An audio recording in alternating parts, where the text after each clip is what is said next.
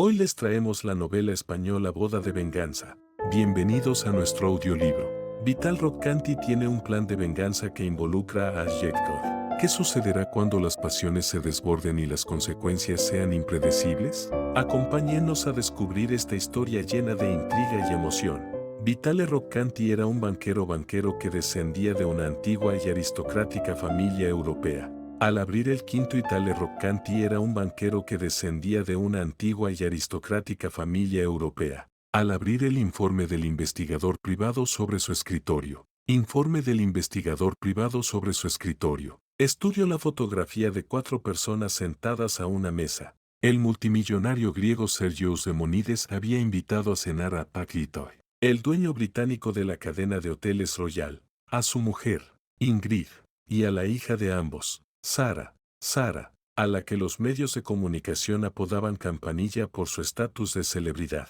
Su pelo dorado y sus proporciones de hada. Llevaba lo que parecía ser un anillo de compromiso. Evidentemente, los rumores de compra de la empresa respaldada por una alianza familiar eran ciertos. Probablemente, el odio de Demonides hacia la publicidad se debiera a la ausencia de un anuncio oficial, pero parecía sin duda que estaban planeando una boda. Vital, conocido por su cerebro astuto y su búsqueda despiadada de beneficios, frunció el ceno. Su hermoso rostro se endureció y sus labios se apretaron. Su mirada oscura brilló de rabia y amargura porque se ponía enfermo solo de ver a Daffy Boy aún sonriendo y en lo más alto de su negocio. Por un instante se permitió recordar a la hermana que se había ahogado cuando él tenía 10 años, y le dio un vuelco el estómago al recordar aquella pérdida que le había dejado solo en un mundo inhóspito. Su hermana era la única persona que verdaderamente lo había querido, y el momento por el que había trabajado durante casi 20 años por fin se acercaba, pues Dwight parecía estar a punto de lograr el mayor de sus triunfos.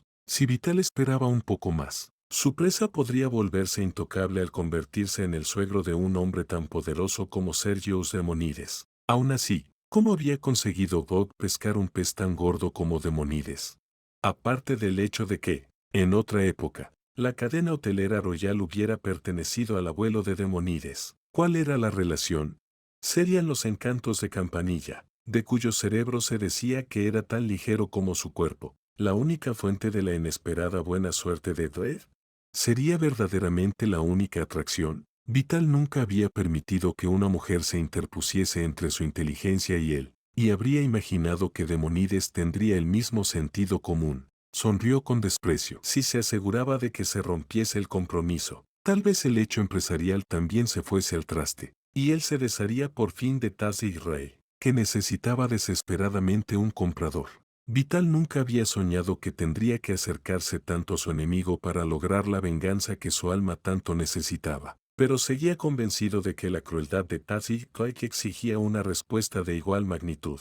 ¿Acaso no debía ejecutarse el castigo de acuerdo con el crimen? No era el momento de ponerse exigente, pensó. No podía permitirse respetar esas barreras. No, solo le quedaba una opción.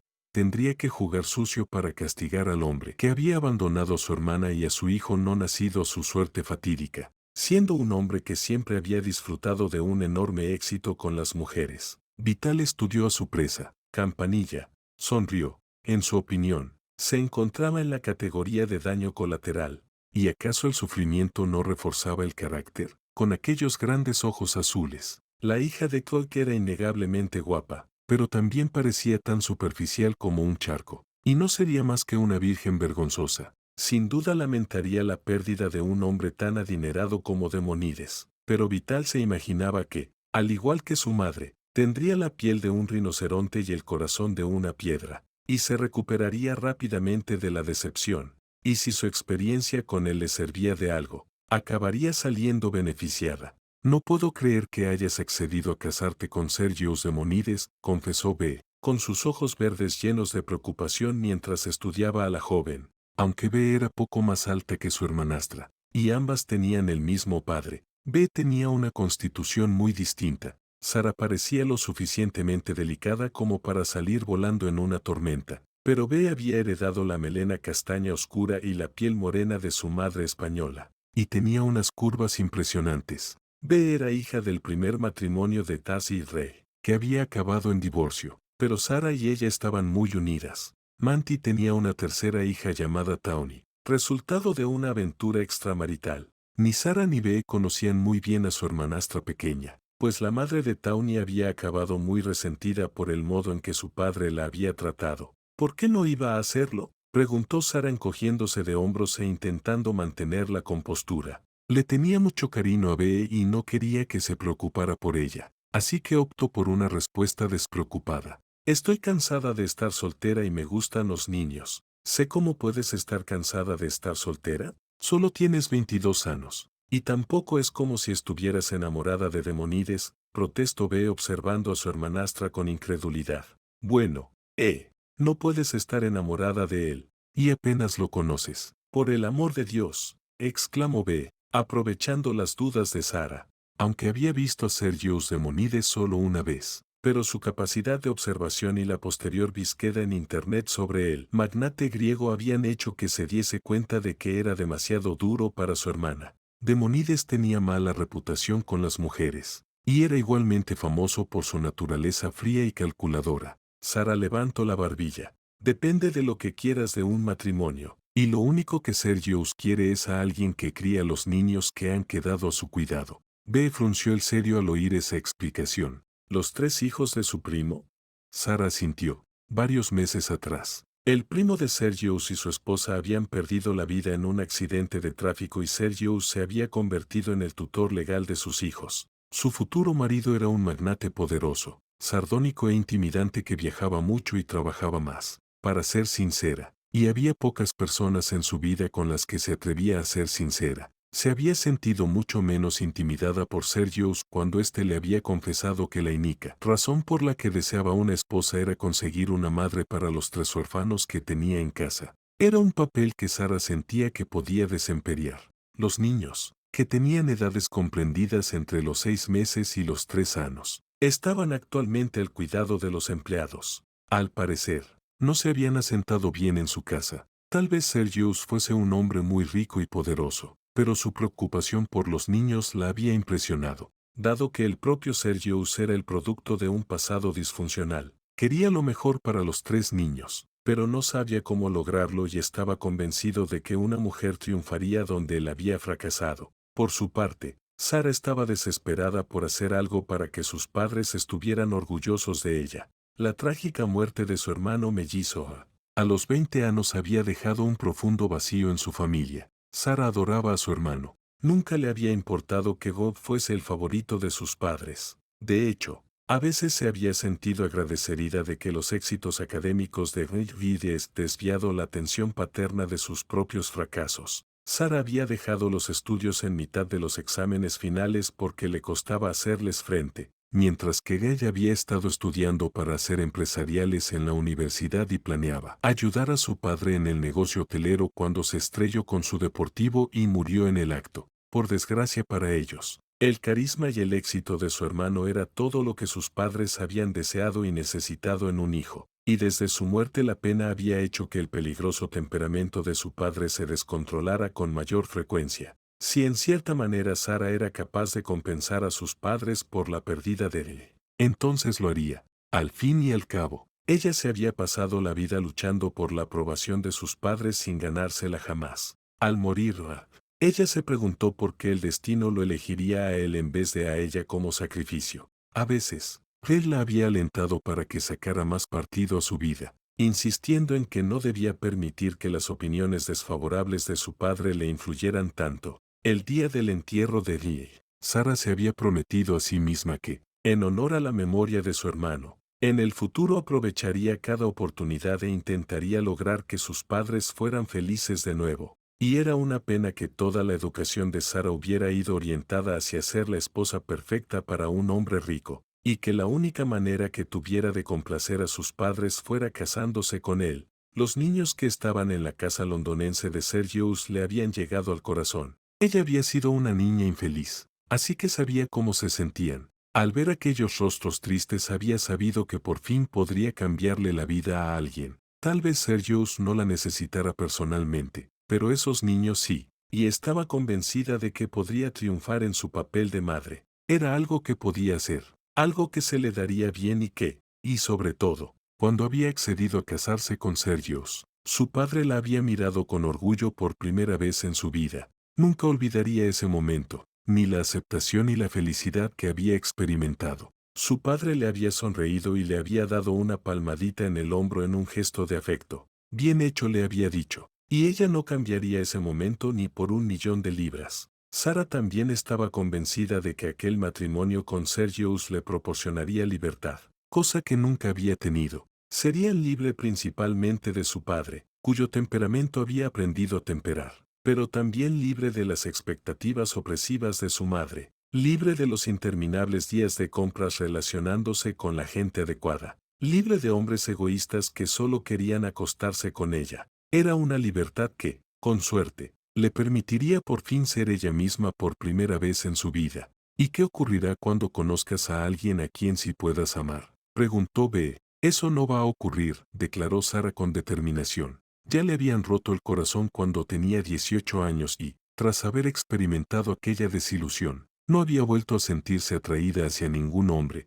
Tienes que haber superado ya lo de Ilsin Loes, dijo B. Tal vez es que he visto a demasiados hombres comportarse mal como para creer en el amor y en la fidelidad, argumentó Sara con un brillo clínico en sus grandes ojos azules. Si no van tras el dinero de mi padre, van detrás de una noche de pasión. Bueno, tú nunca has tenido eso, resaltó B, consciente de que, a pesar de que los medios de comunicación insinuaran que Sara había tenido una larga lista de amantes, su hermanastra parecía inmune al encanto de los hombres que conocía. Pero ¿quién iba a creerlo? En cualquier caso, a Sergius no le importa. No me necesita en ese sentido. Sara jamás hubiera pensado en compartir lo aliviada que se sentía por aquella falta de interés. Su reticencia a confiar en un hombre lo suficiente como para tener intimidad sexual era un hecho demasiado privado para compartirlo, incluso con la hermana a la que tanto quería. B. se quedó quieta, con una expresión de angustia en la cara. Dios mío. ¿Estás diciéndome que has accedido a tener uno de esos matrimonios abiertos? No podría importarme menos lo que Sergius haga, siempre y cuando sea discreto, y eso es exactamente lo que desea, una esposa que no interfiera en su vida. ¿Le gusta tal cual es? Su hermana la miró con mayor desaprobación que nunca. No funcionará. Eres demasiado emocional para meterse en una relación así tan joven. Sara alzó la barbilla. Hemos hecho un trato, B. Él ha dicho que puedo vivir en Londres con los niños y que, siempre y cuando no trabaje a jornada completa, puedo seguir llevando el negocio de Edith. Desconcertada por esa información, B negó con la cabeza y adoptó una expresión más crítica. Los padres de Sara simplemente se habían reído cuando su tía Edith murió y le dejó a su sobrina su pequeño, aunque exitoso, negocio de diseño de jardines, floración perfecta. Los Dwight se habían burlado de la idea de que su disléxica hija pudiera llevar algún tipo de negocio, y mucho menos uno que requiriera unos conocimientos específicos. Su padre había ignorado el hecho de que, en los últimos años, Sara, que compartía con su tía el amor por los espacios abiertos bien cuidados, hubiese tomado varios cursos de paisajismo. Se había desencadenado una tremenda tempestad en casa de los Todd cuando Sara se enfrentó a sus padres y, no solo se negó a vender su herencia, sino que insistió en interesarse más de cerca por el día a día del negocio. Necesito controlar mi propia vida, le dijo Sara con cierto tono de desesperación. Claro que sí, llena de compasión al advertir las lágrimas en los ojos de Sara. B. le estrechó las manos. Pero no creo que casarse con Sergio sea la manera de conseguirlo. Vas a cambiar una prisión por otra. Él tendrá los mismos planes que tus padres. Por favor, piensa otra vez en lo que estás haciendo. No me gustó ese hombre cuando lo conocí, y no confiaría en él. Mientras se alejaba conduciendo de la casa especialmente adaptada que B compartía con su madre inválida, Sara tenía muchas cosas en la cabeza. Sabía que no tenía mucho sentido casarse con la esperanza de obtener una nueva vida, pero estaba convencida de que, como renombrado empresario por derecho propio, Sergius sería mucho más tolerante y comprendería mejor que sus padres su deseo de llevar su propio negocio. Tal vez incluso se alegrara de tener una esposa con intereses propios, que no buscase su atención, y sus padres al fin estarían orgullosos de ella. Orgullosos y satisfechos de que su hija fuese la esposa de un hombre tan importante. De por qué B no comprendía que ese matrimonio era una situación ventajosa para todos ellos. En cualquier caso, Sara no podía imaginarse enamorada de nuevo. Un matrimonio de conveniencia era mucho más su estilo, pues el amor volvía tontas a las personas. Su madre, para empezar, estaba casada con un hombre que flirteaba regularmente con otras mujeres. Ingrid, antigua modelo sueca con un pasado pobre, idolatraba a su marido, así como el estilo de vida y el estatus social que le había proporcionado al casarse con ella. No importaba lo que David Roy quisiera o la frecuencia con la que perdiera los nervios, porque Ingrid siempre lo perdonaba o se culpaba a sí misma por sus defectos, y a puerta cerrada. Los defectos de su padre daban mucho más miedo de lo que cualquiera podría haber imaginado, pensó Sara. Poco después aparcó frente al vivero de floración perfecta. Rob, el gerente que su padre había contratado, estaba en el despacho y se levantó con una sonrisa cuando la vio entrar. Estaba a punto de llamarte. Tememos un posible encargo del extranjero. ¿De dónde?, preguntó Sara sorprendida. De Italia. El cliente ha visto uno de los jardines que tu tía diseñó en la Toscana y, al parecer, ha quedado impresionado. Sara frunció el ceño. Habían tenido varios clientes potenciales que se habían echado atrás al descubrir que su tía ya no vivía. ¿Qué ha dicho al saber que mi tía murió? Le he dicho que tú haces diseños con el espíritu del trabajo de Edith, aunque con un enfoque más contemporáneo, explicó Ad.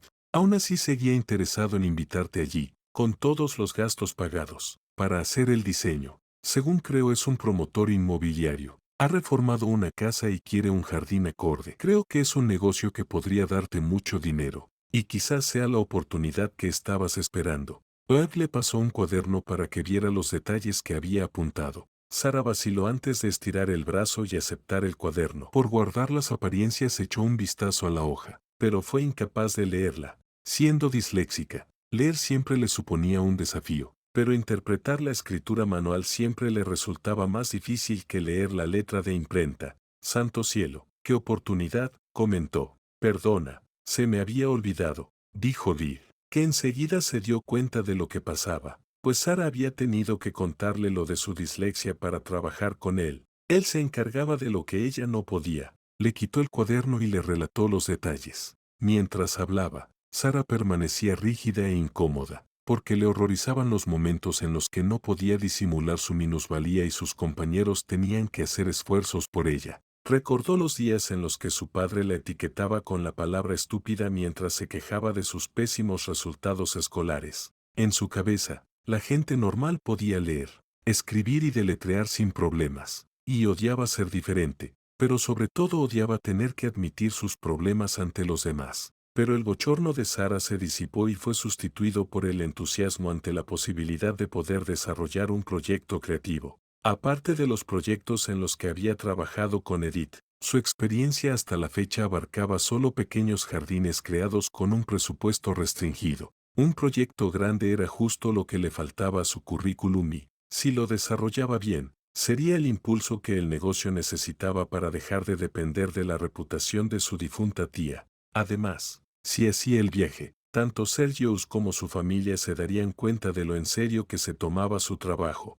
Tal vez así su familia dejaría de referirse a su empresa como su pasatiempo. Llámalo y encárgate de los detalles, le ordenó a Jeff. Volaré allí lo antes posible. Dejó a Gat y se fue a supervisar el progreso de sus dos proyectos actuales. Descubrió que uno iba bien, y el otro estaba parado debido a unas canerías que habían aparecido en un lugar muy inoportuno. Sara tardó en tranquilizar al cliente y en encontrar a un contratista que se ocupara del problema. Así que eran más de las 6 cuando regresó a su apartamento, situado en casa de sus padres. Habría preferido una mayor independencia, pero no quería dejar a su madre sola con su padre, y sabía que Takuipai hacía más esfuerzos por controlar su temperamento cuando su hija estaba cerca. Su mascota, un conejo de interior llamado Fluffy, la recibió correteando entre sus pies. Sara le dio de comer y le acarició la cabeza. A los 10 minutos de su regreso, Ingrid, una mujer hermosa y muy delgada que no aparentaba sus 43 años, fue a visitar a su hija al apartamento. ¿Dónde diablos has estado durante toda la tarde?, preguntó su madre con impaciencia y, al oír aquel tono, Fluffy regresó corriendo a su conejera. He estado en el vivero, y tenía que supervisar algunos proyectos. ¿Del vivero? ¿Proyectos? Ingrid puso una cara como si Sara hubiese dicho una palabra malsonante. ¿Y cuándo vas a dejar esa tontería, Sara? El vivero solo puede ser un pasatiempo. El verdadero negocio de tu vida está en organizar tu boda.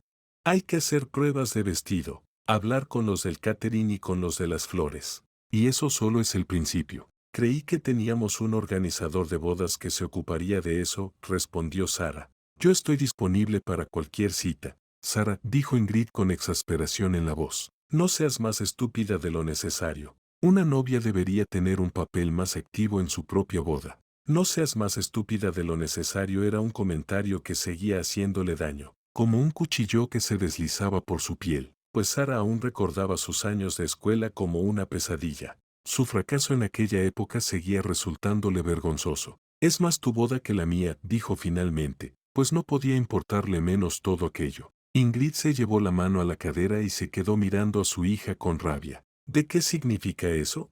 Que a ti te importa ese tipo de cosas y a mí no. No estoy siendo maleducada, pero tengo otras cosas en que pensar aparte de si llevaré perlas o cristales en el velo. Y a Sergius tampoco creo que le importe. No te olvides de que es su segundo matrimonio, le recordó Sara. En mitad de la disputa, Rob llamó a Sara para preguntarle cuándo podría volar a Italia, y la mantuvo en línea mientras hacía la reserva para 2 días más tarde. Demasiado impacientes como para esperar a que Sara le devolviese toda su atención, Ingrid se marchó furiosa del apartamento. Sola de nuevo. Sara suspiró aliviada. Al menos en Italia podría olvidarse de la historia de la boda. A su madre solo le importaban las apariencias. El hecho de que Sara no hubiese aparecido en las columnas de Sociedad con una interminable lista de novios había ofendido durante años a su madre, que se había deleitado con las escapadas nocturnas de Ern.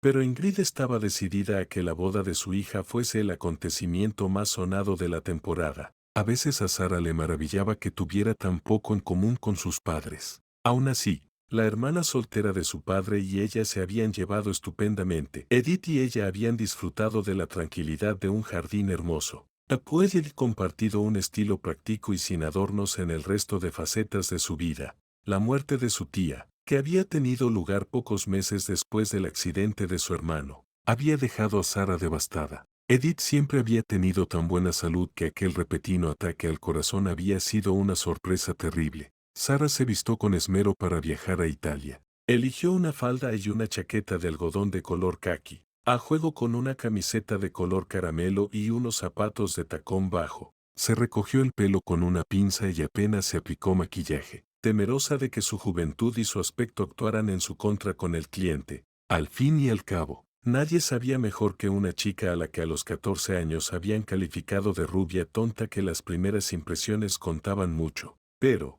al mismo tiempo, al bajarse del avión en Pisa, supo que su hermano, Tom, habría estado orgulloso de ella por adherirse a sus convicciones en lo referente a floración perfecta y por dejar claro que se tomaba en serio su negocio. Un chofer la recibió en el aeropuerto y la condujo hasta un lujoso coche negro con aire acondicionado. El magnífico paisaje rural de laderas neblinosas y pueblos medievales sirvió para calmarle los nervios tras una diferencia de opinión de último minuto con su madre, que había puesto objeciones al darse cuenta de que Sara se marchaba a Italia a pasar el fin de semana. ¿Y qué pensará tu prometido de esto?, había preguntado Ingrid.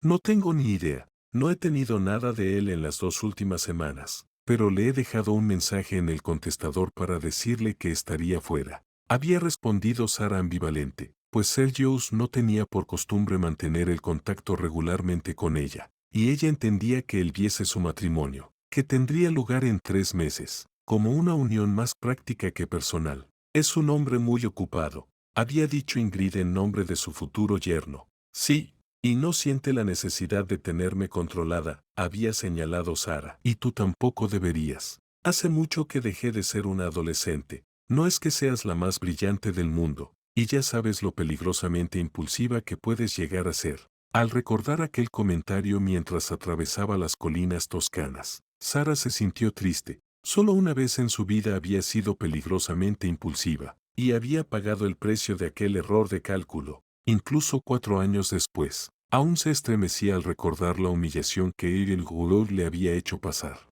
Había madurado muy rápidamente después de aquella traición, pero aunque nunca hubiese vuelto a ser tan tonta, sus padres seguían recordándoselo a cada instante. El coche se desvió de la carretera y Sara centró su atención en el lugar al que se dirigía. Se incorporó en su asiento y miró por la ventanilla. El camino se volvió inclinado. Si la casa estaba sobre una colina, como parecía probable, el jardín tendría unas vistas maravillosas. Al ver el viejo edificio de piedra iluminado por el sol de última hora de la tarde, un escalofrío de placer recorrió su cuerpo. Diseñar algo para un individuo que poseera una propiedad tan hermosa sería un gran desafío creativo, y le entusiasmaba la idea. Cuando el chofer sacó su bolsa de viaje del maletero, la puerta principal se abrió y apareció una mujer de pelo oscuro y unos 30 y tantos años. Señorita Co, bienvenida a la Villa di Sole. Soy Catarina, trabajo para el Signore Roccante. Llegará aquí en breve.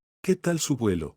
Al entrar en el amplio vestíbulo con suelos de piedra caliza, Sara sonrió y dejó su bolsa. Era evidente que la casa recientemente reformada estaba vacía, y comenzó a preguntarse dónde pasaría la noche. La mujer le mostró la propiedad. Con más de 150 años de antigüedad, la villa había sufrido una elegante modernización. Era una conversión asombrosa en todos los aspectos. Habían ampliado las habitaciones y añadido opulentos cuartos de baño, así como grandes superficies de suelo de piedra natural. También había sistemas de calefacción e iluminación de última tecnología que proporcionaban un nivel de lujo que impresionaba incluso a Sara. Catarina fue incapaz de responder a sus preguntas en referencia a los terrenos. No tenía ni idea de lo que su jefe quería hacer con el jardín, ni de cuál sería el presupuesto. El señor Roccante tiene un gusto muy exigente, resaltó mientras Sara admiraba las vistas de las colinas cubiertas de viñedos y olivares. Un gusto exigente y mucho dinero para permitírselo. Estaba pensando Sara cuando oyó el motor de un coche en la parte delantera de la casa. Catarina se excusó con una disculpa y, poco después, Sara oyó los pasos en el recibidor. Levantó la mirada justo cuando un hombre apareció en el umbral y se quedó sin respiración. La luz del sol entraba por las ventanas y se reflejaba en su pelo negro, al tiempo que realzaba sus rasgos clásicos y una boca maravillosamente modelada. Era increíblemente atractivo y darse cuenta de eso le dio miedo. Era extraño que ella tuviera una reacción tan fuerte e inmediata a un hombre. Una reunión de negocios se ha prolongado. Siento haberla hecho esperar. Señorita, murmuró suavemente, llámame Sara. ¿Y tú eres? Sara intentaba no quedarse mirándolo. Advirtió el temblor de su voz y esperó que él no se diera cuenta. Extendió la mano. Vital Roccante. Así que tú eres la sobrina de Edith, remarca él, observándola desde detrás de aquellas pestañas increíblemente largas, que habrían parecido femeninas en un rostro menos masculino. Le estrechó la mano y después se la soltó, pero el roce con aquellos dedos largos y bronceados le produjo un estremecimiento. Perdona que te diga que no te pareces mucho a ella. Si no recuerdo mal, ella era una mujer más bien alta. Sara controló su sorpresa. ¿Conociste a Edith? Yo vivía en el Palazzo Barigo con la familia de mi tío cuando tu tía rediseñó el jardín, explicó Vital, y se fijó momentáneamente en que no llevaba anillo de compromiso. ¿Y se lo habría quitado? Al dejar clara la relación con la mujer que le había enseñado casi todo lo que sabía, Sara se tranquilizó y una sonrisa relajó la tensión de su rostro. Es un jardín maravilloso, y en todos los libros de diseño, Vital tuvo que admitir que, cuando sonreía, pasaba de ser excepcionalmente guapa a exquisitamente hermosa. Las fotos no mentían, pero tampoco contaban toda la verdad. Con la luz del sol, su melena brillaba como si fuera plata pulida. Su piel de terciopelo parecía perfecta y aquellos ojos, de un azul lavanda bajo unas cejas arqueadas, resultaban tan inusuales como preciosos. Se recordó a sí mismo que le gustaban las mujeres altas, morenas y con curvas. Ella era pequeña y delgada como una cinta. Sus curvas delicadas apenas llenaban la camiseta y la falda, pero también resultaba una mujer increíblemente femenina. En cuanto a la boca, carnosa y rosada, cualquier hombre fantasearía con algo así. Vital respiró profundamente e intentó controlar el torrente de libido que sentía en la entrepierna. No había imaginado que resultaría tan atractiva al verla en persona. ¿De has salido ya al jardín?, preguntó Vital. No. Catarina estaba enseñándome la casa cuando has llegado. Es impresionante, recalcó Sara, siguiéndolo con la mirada mientras pulsaba un botón y una pared de puertas de cristal comenzaba a deslizarse en silencio para permitir la entrada a la terraza. Él se movía con la elegancia silencia de una pantera al acecho. Con aquellos hombros anchos, Esas caderas estrechas y unas piernas largas y elegantes bien definidas por el traje gris de diseño. A Sara le costaba trabajo apartar la atención de él. Era uno de esos hombres que dominaban una habitación solo con entrar en ella. Incluso en una multitud habría resultado con su altura y su sofisticación. El jardín debería complementar la casa con mucho espacio exterior para las visitas, le dijo. Veo que hay una piscina, se alegó ella. Y vio que la instalación debía de tener por lo menos 50 años, abandonada como un horrendo centro de mesa en mitad del jardín descuidado. Quiero que coloques otra que la reemplace, pero en una ubicación donde no sea la principal atención. Sara intentó no parecer angustiada al saber que la pesadilla de cualquier paisajista, la piscina, tendría que figurar en el diseño. Al fin y al cabo, todo trabajo tenía sus dificultades, y había espacio de sobra para colocar una piscina. Tengo que preguntarte una cosa. ¿Es esta va a ser tu casa? ¿Vivirá aquí una familia? Tú procura que el jardín tenga un atractivo universal, le aconsejó él con rostro impasible. Sara se sintió un poco tonta. Era natural pensar que, si iba a vender la villa, cosa lógica si se trataba de un promotor inmobiliario, no tendría ni idea de quién acabaría siendo el dueño. Cuando empezó a bajar los escalones gastados, se le resbaló el pie y él la agarró del codo para estabilizarla. El ligero aroma de una colonia cítrica se le metió por la nariz. Cuando llegaron abajo, Vital la soltó, pero Sara seguía siendo consciente de su proximidad, de su altura y de la fuerza de su cuerpo, por no hablar de la inconfundible aura de masculinidad.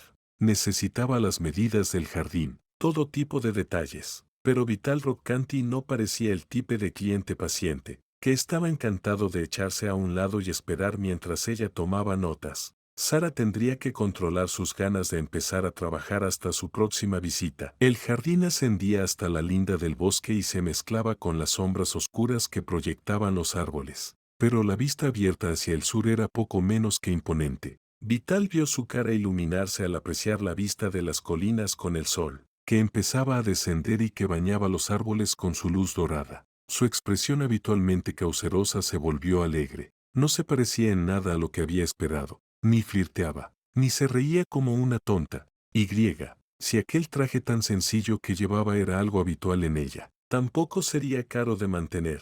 Tampoco llevaba maquillaje, lo cual era aún más usual para un hombre acostumbrado a las mujeres floreros, que preferían dar una imagen altamente sofisticada para su beneficio. Cuando Sara se volvió hacia él, sus ojos lavanda brillaban ante el desafío que se le presentaba. En unos parajes tan hermosos, aquel era el trabajo de sus sueños. ¿Cuánto terreno tiene este lugar? La pureza de su rostro, iluminado con el entusiasmo de una niña, hizo que Vital se quedara mirándola. Per amor di Dio, pensó, era absolutamente perfecta. Aquel pensamiento tan poco habitual en él le sobresaltó. Todo el terreno que puedes ver pertenece a la casa. En otra época fue una gran finca agrícola, explicó. Podrás volver mañana para explorarlo. Pondré un vehículo a tu disposición. Sara se encontró con unos ojos de un dorado oscuro y la agudeza de una flecha. Ojos penetrantes y muy sexys rodeados de pestañas negras y bendecidos con un impacto extraordinario. Se le puso el vello de punta, se le secó la boca y sintió un vuelco en el estómago. Gracias. Eso me será de mucha ayuda, respondió, luchando por controlar lo que estaba sintiendo. Y se acordó de Julian y del dolor y la humillación. Prego, dijo Vital, y la acompañó de vuelta hasta la puerta. En el vestíbulo, Sara se agachó para recoger su bolsa del suelo. Yo me encargo, dijo él, y se adelantó a recoger el equipaje. Ella lo siguió fuera y se quedó a su lado mientras cerraba con llave. Después abrió la puerta de un Lamborghini negro que esperaba fuera. Metió su bolsa dentro y se echó a un lado para dejarla pasar. ¿Dónde me alojaré?, preguntó ella mientras se subía al asiento del copiloto, y se alisó nerviosamente la falda cuando ésta se le levantó ligeramente por encima de las rodillas. Conmigo. Tengo una casa de campo al final de la colina. Será un lugar apropiado para ti. Vital no podía dejar de pensar en aquellas rodillas y aquellos muslos, y en lo mucho que disfrutaría separándole las piernas. ¿En qué diablos estaba pensando? Cualquiera habría pensado que estaba desesperado por tener sexo, lo cual no podía estar más lejos de la verdad. Vital incluía el sexo en su agenda como si fueran reuniones de negocios. Tenía amantes en más de una ciudad europea. Mujeres discretas y sofisticadas que sabían que no debían esperar un compromiso duradero por su parte. No había escenas emocionales ni malentendidos en su vida, y así era como le gustaba. No había reconstruido su vida desde la nada permitiéndose debilidades de carácter. No esperaba nada de las personas ni confiaba en ellas. Si no había expectativas, tampoco había decepciones. Había aprendido a no preocuparse por las mujeres, y sobre todo a no amarlas. La vida le había enseñado que aquellos a quienes amaba seguían con sus vidas, morían o lo traicionaban. Después de tales experiencias, estar solo le dolía más aún, pero era más seguro no sentir nada por nadie. Aquel credo le había sido de gran utilidad, y le había hecho pasar de la pobreza extrema a la vida de un millonario, que parecía ganar más dinero a cada año que pasaba.